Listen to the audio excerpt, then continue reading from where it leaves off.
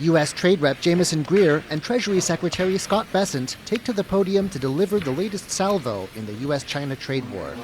They're decrying Chinese export controls on rare earths. These minerals are crucial to tech, and China controls 90% of production.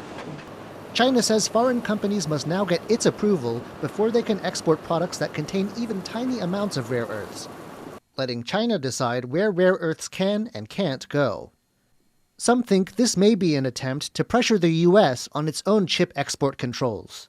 But regardless of the motive, Bessent says the U.S. won't back down. And make no mistake, this is China versus the world. They have put these unacceptable export controls on the entire world. China is a command and control economy, and we and our allies will neither be commanded nor controlled. The controls could hit smartphones, AI systems, cars, and more. Already, the U.S. is threatening an extra 100% tariff on Chinese goods in retaliation. And Bessent says the controls are a sign there's a risk of decoupling between the U.S. and China.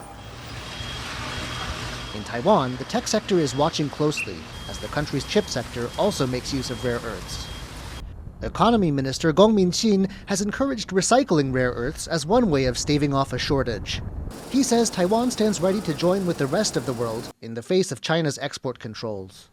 对台湾有一些间接性的影响，但是我们还会密切的观察，可能会产生什么样的影响，也跟国际间来同步，来因应这样的一个挑战。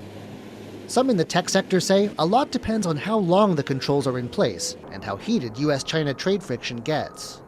目前看到的影响是有限的。如果持续管制发展的越来越这个对立的话，我想对各行各业都会产生影响。